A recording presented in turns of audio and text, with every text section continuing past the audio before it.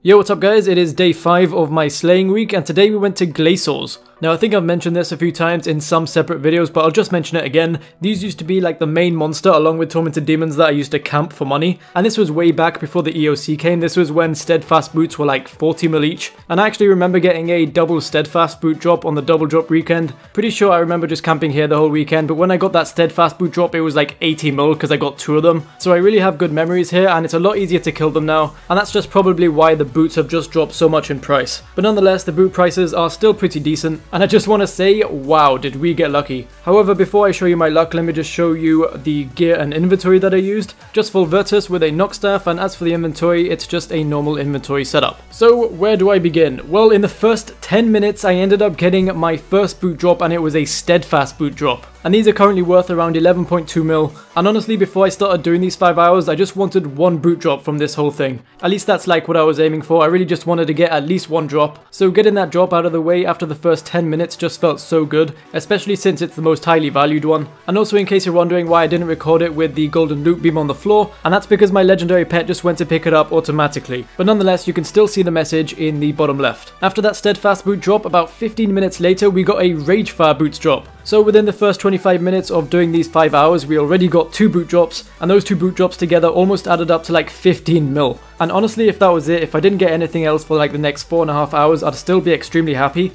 However, an hour and a half later, we ended up getting a Glaven boots drop. So that means at this point, within the first couple of hours, we have all the boot drops, and I couldn't really ask for anything more, but then 15 minutes later, we got another Glaven boots drop. And the Glaven boots are worth around 6.8 mil at the moment, so we got around 13.5 mil in 15 minutes again. So just a crazy amount of money within the first couple of hours, but then after that we did not get anything else. So 4 boot drops in total, I'm extremely happy with that. Like I said earlier, my goal was to just get at least one, but we definitely exceeded expectations, so let's take a look at the final price check. From 5 hours and 461 Glacor kills, we ended up getting around 38 mil, and this means we got a whopping 7.6 mil an hour. I just really don't know what to say. I just didn't think Glacors was going to be our highest source of income this week. But then again, who can predict being lucky? That's all it is really. If I did not get any boot drops, then I would have only made like 10 mil. So 10 mil just from the normal drops isn't really that good, and it's not really like a reliable source of income. So you never really know how much you're going to be getting here. And also half of that 10 mil just comes from the shards of Armadil. Just in case you're wondering why there's so much money there, that just represents what these shards of Armadil are worth. I think I got like 44 shards of Armadil, so each one is worth around 110k. And that's because, just in case you don't know this, if you collect 100 shards of Armadil and you combine them, you can make an orb.